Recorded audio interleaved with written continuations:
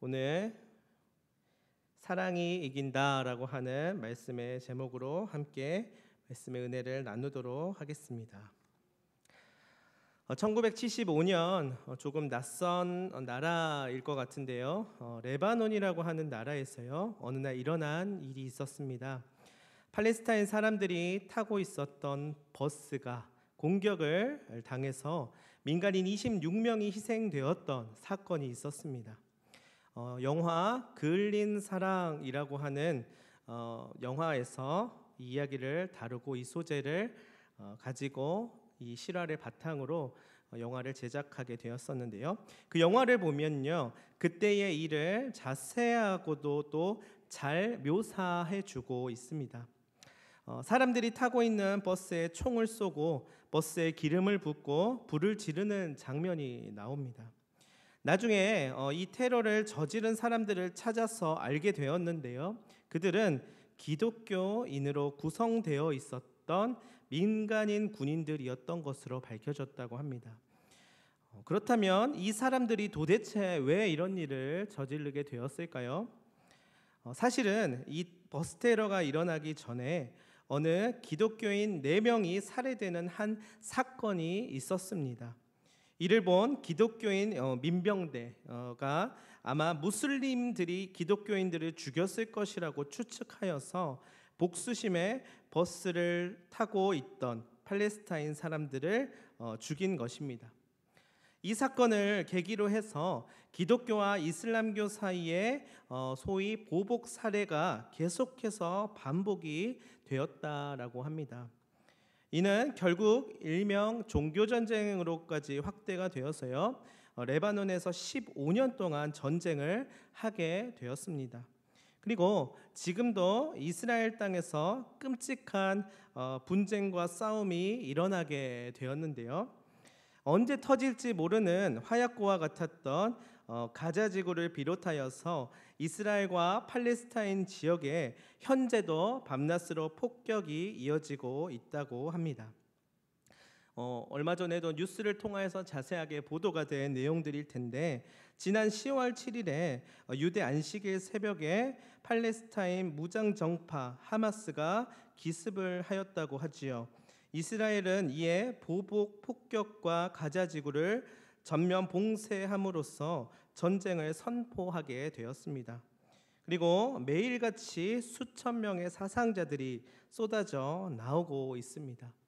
그리고 방금 전에 보셨던 사진과 같이 어린이와 여성과 수많은 민간인들이 희생을 당하고 또한 삶의 터전을 잃게 되었습니다.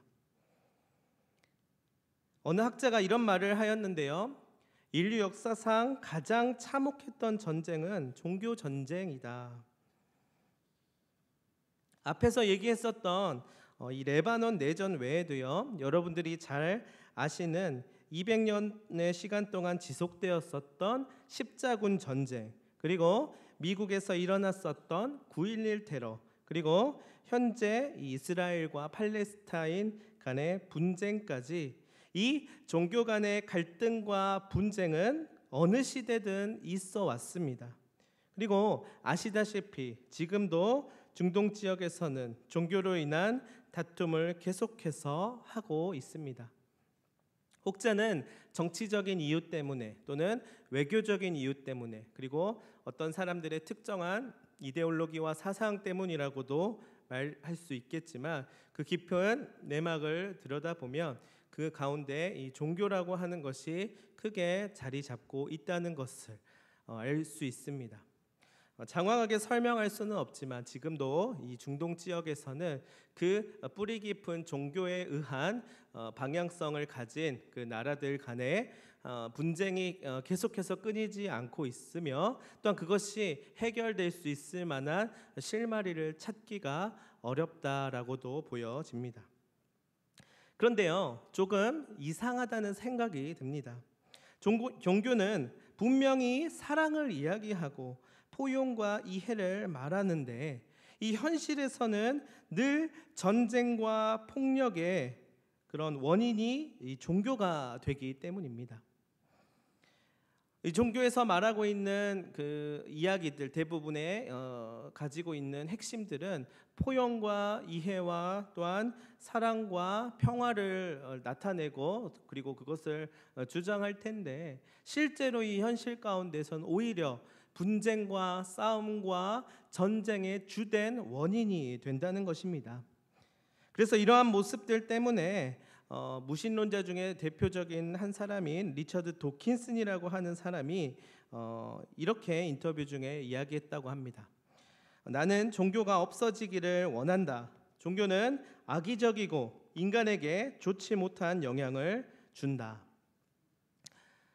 이 리처드 도킨슨이라고 하는 사람은 과학자입니다.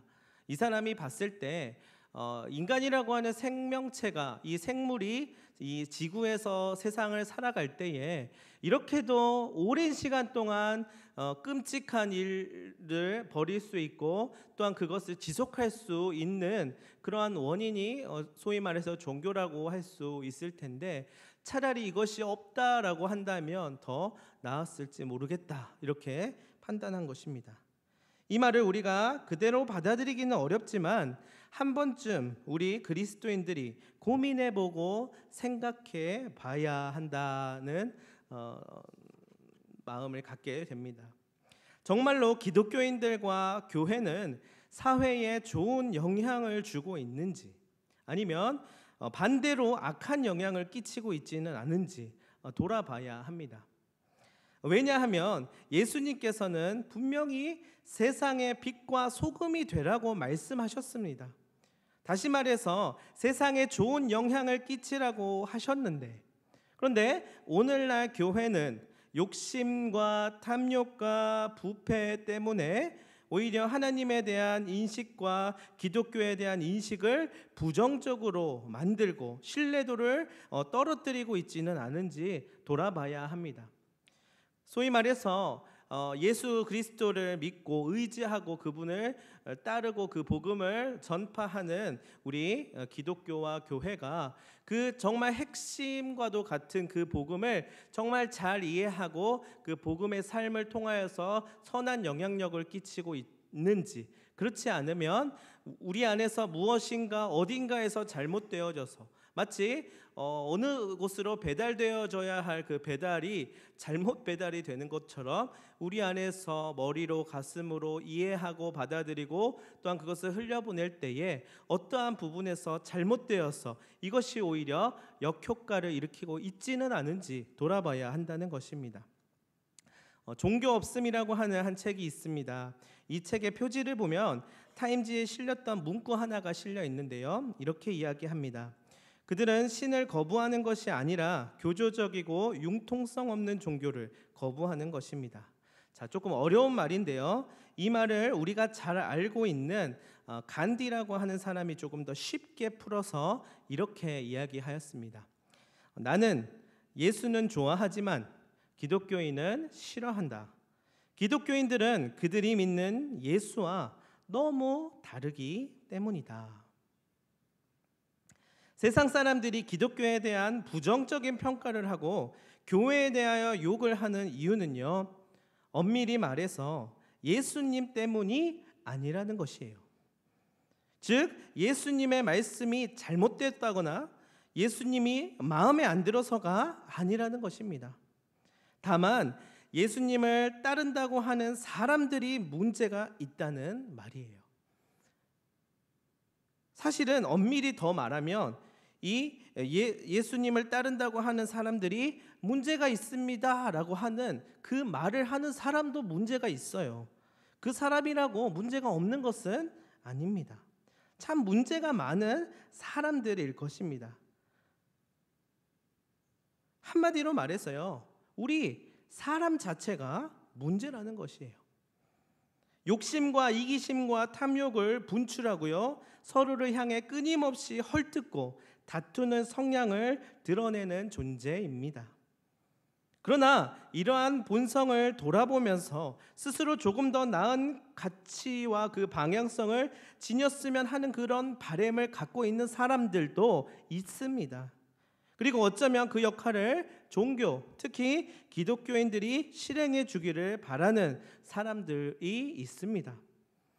왜냐하면요, 예수가 전하는 복음의 원리가 이토록 구제불능인 인간의 본성을 치유하고 회복하고 변화시키는 능력이 있기 때문입니다. 그러니까 외부에서 이 교회와 기독교를 욕하는 사람들이나 또는 욕을 먹는 사람들이나 다 똑같은 부족한 구제불능인 사람이라는 공통점이 있습니다. 그러나 그런 부족함이 있는 사람들이지만 이 근본적인 인간 존재의 그 연약함을 해결해 줬으면 하는 그 바람을 포기하지 않고 예수 그리스도와 복음의 희망을 두고 있는 사람들이 실제로 남아 있습니다. 그것은 바로 오늘 우리가 읽었던 본문에서 말하는 그 복음 안에 있는 핵심 원리가 있기 때문인데요. 그것은 바로 사랑의 원리, 바로 이 사랑의 원리입니다. 여러분, 이 사랑은요, 그저 사랑이라고 하면 어떤 것이 먼저 떠오르십니까? 사랑이라고 하면 너털 웃음을 지으면서 옆집의 수염 기른 인심 좋은 할아버지와 같은 모습의 그런 이미지를 떠올릴 수도 있습니다. 또는 오븐에 막 구운 쿠키를 들고서 한번 먹어볼래? 라고 하하호호 웃음 짓는 이웃집 할머니와 같은 모습을 떠올릴 수도 있습니다. 그러나 이 복음에서, 이 성경을 통하여서 전하고 있는 사랑은요, 그러한 사랑의 모습이 아니라 바로 생명을 치유하고 변화시키며 살리는 예수님의 모습 속에 복음의 핵심인 사랑의 원리가 담겨져 있습니다. 이는 긍휼과 자비의 마음, 그리고 공평과 정의를 사랑하는 모습 속에 그 답이 있습니다. 그러니까 사랑이 무엇입니까? 라고 물었을 때는 우리는 예수 그리스도를 보면 되는 것입니다. 예수 그리스도의 말씀과 그분의 모습을 통하여서 우리는 그 사랑을 경험할 수 있게 되는 것입니다. 자신도 어찌할 수 없는 불쌍하고 처량한 처지에 놓인 인간이란 존재이지만 하나님을 믿고 예수님을 따르는 사람들은 세상적인 원리대로 똑같이 이 세상이라고 하는 삶을 살아갈 때에 전쟁의 일원으로서 참전하는 자들이 아니라 뭔가 세상과는 다른 방법으로 긍휼을 몸소 실천하고 그러면서도 정의를 선포하며 예수께서 하신 것과 같이 이 병들고 험한 사회를 고쳐주고 치유해 주었으면 하는 것입니다. 예수님은 하나님 아버지의 말씀을 가장 잘 우리에게 설명해 주셨고요. 우리가 잘 알아들을 수 있는 언어로 잘 알아들을 수 있는 방법으로 설명해 주시고 또한 해석해 주셨고 또한 몸소 보여주신 분이라고 우리는 말할 수 있을 것입니다. 그런데요, 사실은 당시 예수님께서 계셨었던 그 유대 사회에서도 여호와 하나님을 믿는 사람들이 아주 많았습니다. 그러니까 우리가 성경을 읽을 때 예수 그리스도를 중심에 놓고 예수 그리스도를 통하여서 성경을 보는 것과 그렇지 않고 지식 정보를 우리가 습득하듯이 성경을 읽는 것은 굉장히 다른 방법입니다. 구약을 소위 말해서 읽을 때에 하나님은 어떤 분이신가를 문자 그대로 그 문자대로만 이해하고 받아들인다면, 즉 예수 그리스도라고 하는 그 중심을 가지고 읽지 아니하며 이 하나님은 굉장히 오해하기 쉬운 하나님입니다. 그리고 실제로도 예수님께서 사셨던 유대 사회 안에서도 이 여호와 하나님을 떠올리고 여호와 하나님을 믿는 그 신앙인들이 있었을 텐데 그들도 어떻게 보면은 이 여호와 하나님의 그 마음, 그리고 여호와 하나님께서 그 긍휼의 마음을 통해서 예수 그리스도를 보내주셨는데 그 예수 그리스도를 보내주셨음에도 불구하고 잘 이해하지 못하는 그런 모습들이 많이 있었다는 것입니다. 그리고요, 지금 이스라엘도 마찬가지입니다. 당시 성경 안에서의 이스라엘 백성들도 마찬가지지만 오늘날의 이스라엘에서도 마찬가지라고 우리는 생각할 수 있습니다. 정말 그들이 예수 그리스도의 모습을 통하여서 그 복음의 핵심을 깨달았느냐를 우리는 봐야 하는 것입니다. 그리고 그렇지 않은 사람들도 있다는 것이죠. 아마도 오늘날처럼 똑같은 일상을 살아가는 당대의 사람들과 사회였을 것입니다. 성경에 나오는 그 이스라엘 백성들을 떠올렸을 때 우리와 같은 일상을 사는 사람들이었을 것입니다. 그런데 이제 그 가운데 생계를 위하여서 하루하루 힘겹게 살아가는 사람들도 있었을 것이고요. 또한 남을 속여서 부를 축적하고 희낙락하는 사람들도 있었을 것입니다. 자, 문제는 그들 중에서 여호와 하나님을 믿는 사람들이 그들 중에서 있었다는 것이에요. 회당에서 모이고요, 구약의 선지서와 같은 말씀을 읽고요, 또한 모임 중에 기도를 하면서 신앙생활을 했을 것입니다. 그들도 세상 사람들과 별반 다를 바 없이 그렇게, 또한 우리와 다를 바 없이 그렇게 신앙생활을 이어가고 있었을 것입니다. 심지어 하나님을 믿고 더 나아가 율법을 가르치고 전수하는 소위 바리새인과 서기관과도 같은 종교 지도자들이 있었을 텐데요. 그들은 이 신앙이라고 하는 것이 굉장히 단순한 것입니다. 그들은 종교 지도자입니다. 바리새인과 서기관들은 당대 모두가 인정하는 그런 권위를 가지고 있는 사람들이에요. 그들의 신앙 굉장히 단순합니다. 무엇이냐면 하나님, 여호와 하나님께서 말씀하신 율법을 지키는 것이에요. 어떻게 해서든지 무슨 수단과 방법을 통해서든지 그 율법을 지키면 되는 것이에요. 그러면 여호와 하나님을 따르는 신앙인으로서 올바른 삶이라 인정받을 수 있는 것입니다. 자, 여러분 여기서 무엇이 빠졌는지 이해하셨습니까? 그들이 믿고 있었던 여호와 신앙과 우리가 현재 믿고 있는 이 기독교 신앙이 무엇이 다른지 이해하셨습니까? 이들은 이 율법을 가지고 생명을 살리기는커녕 오히려 죽이는 모습들을 행하였다는 것을 우리는 말씀을 통해서 잘 알고 있을 것입니다. 그러면서 자신들의 정당성과 우월감을 뽐내고요, 자신들이 여호와 하나님의 대리인인 것처럼 행세를 하기도 합니다. 자, 이 모습을 보시고 예수님이 어떤 태도를 보이셨습니까? 그들을 향해서 화를 내셨다고 성경은 기록하고 있어요. 그래서 예수님께서는 성전을 향하여 쓴소리를 금치 않으셨다는 것이에요. 성전 앞에서 장사하는 자들을 향하여 화를 내시기도 하셨고요, 또한 바리새인과 서기관들과 같은 종교 지도자들에게 회칠한 무덤이라고까지 말씀하시면서 강하게 비판하셨습니다. 자, 아까 제가 말씀드렸던 바로 그 배달 사고가 일어난 사람들이었던 것이에요. 여호와 하나님의 그 진정한 복음, 여호와 하나님의 그 이스라엘 백성들을 향한 마음을 정말 자신이 잘 경험하고 느낌으로 인하여서 그걸 흘려보내는 정말 그러한 거룩한 삶을 살아가는 것이 아니라 그 율법이라고 하는 눈에 보이는 것을 잘 지키기만 하면 이게 올바른 신앙인이구나라는 것으로 스스로 어딘가에서 머리 또는 가슴 또는 삶의 어느 순간에서 왜곡이 되어버린 것입니다. 그리고 나서 나는 여호와 신앙을 잘 믿고 따르는 사람이야, 누구보다도 그것을 잘 알고 심지어 가르치고 심지어는 그런 권위를 가진 종교 지도자야 라고까지 스스로의 어려움과 스스로 죄인되고 그 구제불능인 상태를 그저 바라보지 아니하고 잘 여호와 신앙을 해내고 있다라고 착각을 하게 된 것입니다. 그 모습을 보시고 그 모습을 비판하신 분이 바로 예수님이시라는 것입니다. 그리고 여호와 하나님의 진정한 뜻과 그분의 계획, 그리고 그분의 마음 등을 전하시고 이제 삶으로 나타내 보여주셨습니다. 예수님을 따랐던 사람들이 바로 그리스도인인 것입니다. 그 전에 소위 전통적인 여호와 신앙을 가지고 있던 낡은 패습에 갇혀 있었던 사람들이 아니라 예수 그리스도로 인해 진정한 자유와 사랑의 가치를 깨달은 사람들, 이 사람들이 원래적 의미에서의 기독교인인 것입니다. 그들은 예수님의 가르침과 은혜의 복음을 전함과 동시에 세상과는 다른 방식으로 살았다는 것입니다.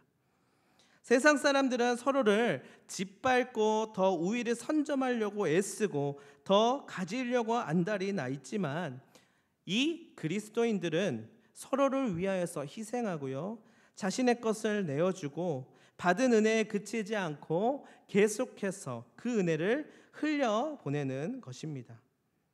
바로 이 점이 다른 점입니다. 기존의 여호와 신앙을 가진 자들과 달랐던 그리스도인이었던 것입니다.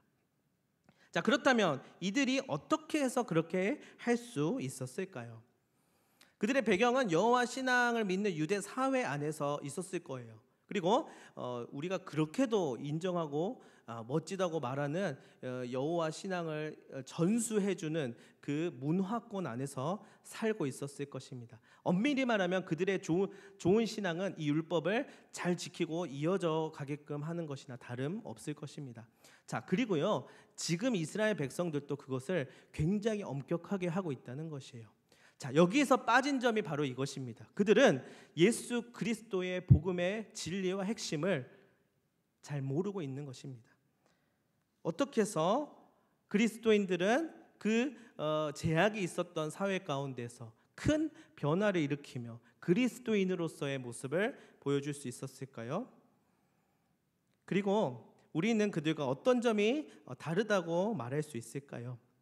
저는 예수님의 말씀을 받는 자들, 믿는 자들의 태도와 우선순위에 따라서 이 문제의 당락이 결정되었다라고 생각을 합니다. 곧 방향성과 목적이라고도 말할 수 있을 것입니다. 예수님께서 하신 말씀이 우리의 앞에 주어졌을 때에 이것을 어떤 식으로 받아들이느냐가 중요한 것입니다. 말 그대로 예수님의 모습을 통해서 느낀 바 내 안에서 한번 돌아봄을 거쳐서 나 또한 삶으로 그 향기를 바라고 그 마음을 담아서 나타내줄 수 있으면 좋을 텐데 그렇지 않을 수도 있다는 것을 보게 됩니다. 곧 내 식대로 내 안에서 이것을 왜곡해 버리는 일이 일어날 수 있다는 것인데요. 그럴 때에 목적과 방향성이 달라지게 될 것입니다. 자신이 원하는 대로 편한 대로 이득이 되는 대로 변질을 시켜버릴 수 있는 가능성이 생기는 것이에요.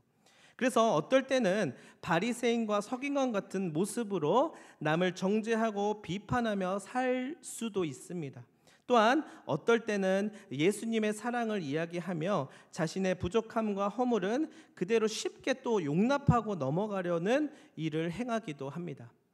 이 복음에 대한 제대로 된 이해가 되지 않게 되면 바리새인과 서기관 같은 모습으로 내가 살아갈 수도 있고요. 또는 반대로 그런 모습이 아니라 예수 그리스도의 사랑이 있어라고 이야기하면서 또 그 안에서 자기식대로 이해하고 왜곡하게 되면 그 사랑 안에 자신이 숨어서 오히려 제대로 된 복음의 내용과 복음의 그 능력을 경험하지 못하고 그저 자신을 변호하는 일에만 몰두할 수도 있게 될 것입니다.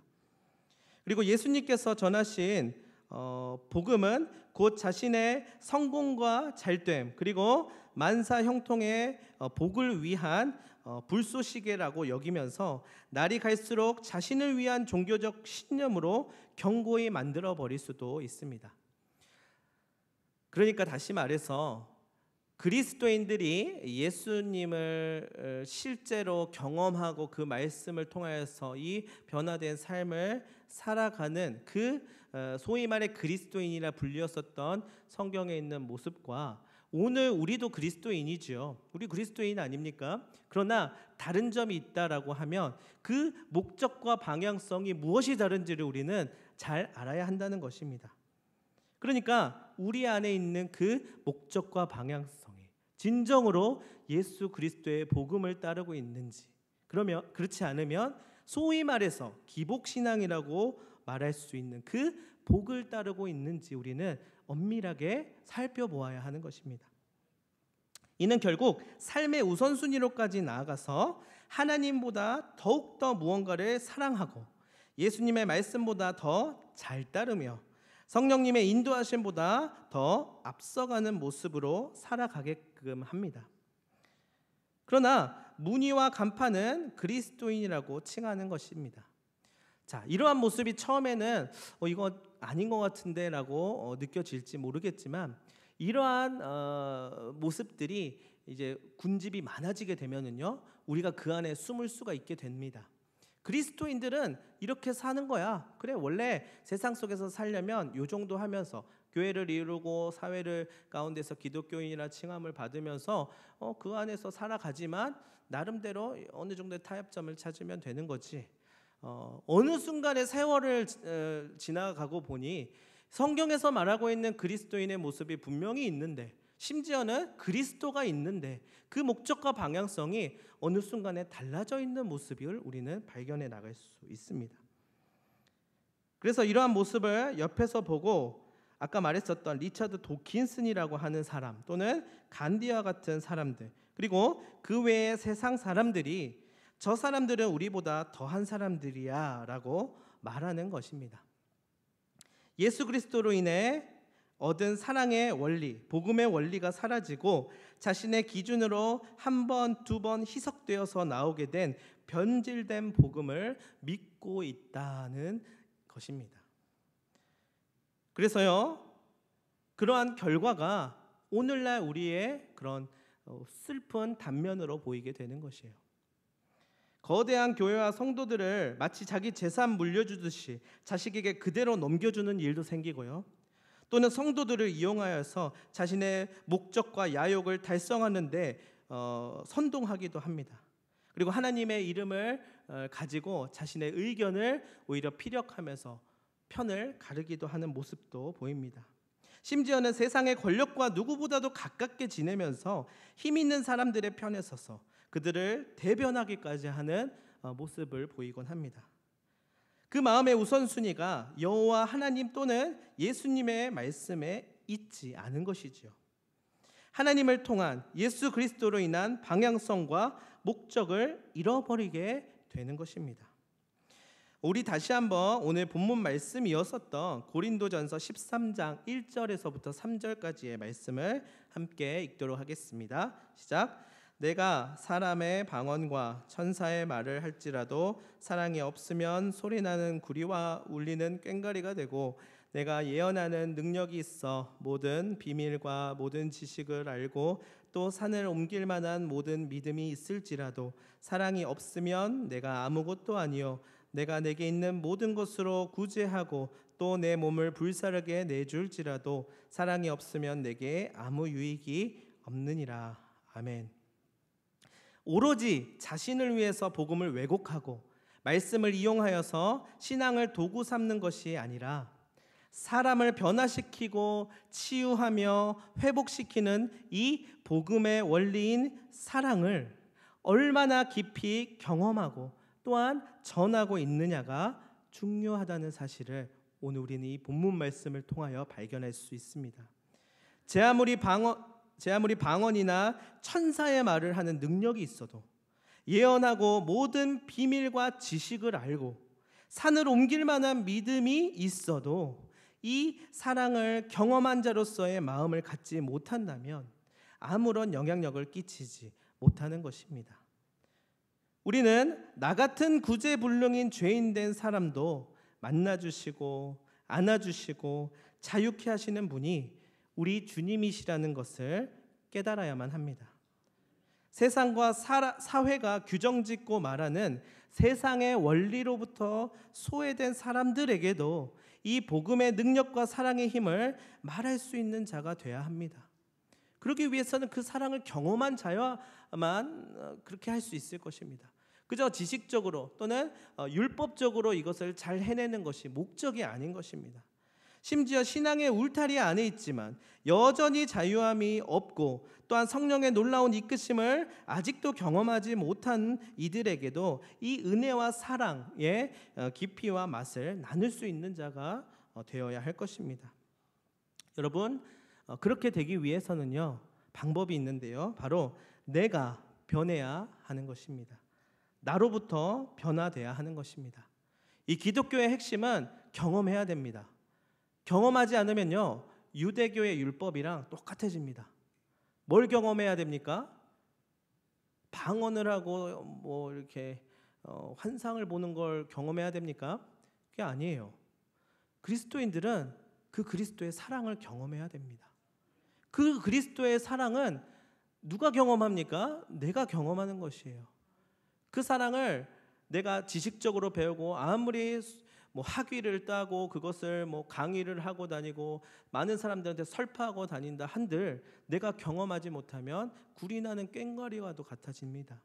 그러나 내가 그걸 경험하게 되면은요, 나로부터 시작이 되는 것이에요. 복음은 나로부터 시작이 되었습니다. 그 사랑의 복음은 내가 그 사랑을 경험함으로써 시작된 것입니다. 여러분, 예수님을 왜 믿으십니까?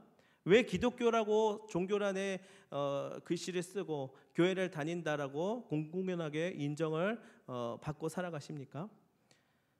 직분 때문입니까? 아니면 우리의 경험 때문입니까?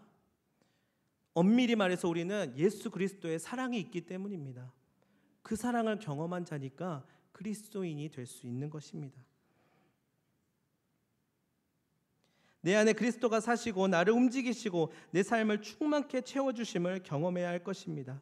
불안하고 망가지고 정돈되지 못했었던 나에게 찾아오셔서 참된 평화와 구원의 소망을 주신 그 주님께 맨발의 모습으로 달려가 안기어야 합니다.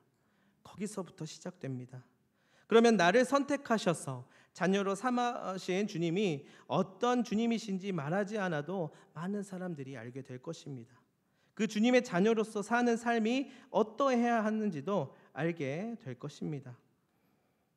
여러분, 모든 형식과 허울과 조건들과 인간적인 연약함을 넘어서 모든 것을 새롭게 하고 치유하고 회복하며 변화시키는 복음의 핵심인 사랑의 힘을 더욱 깨달으시기를 간절히 소망합니다.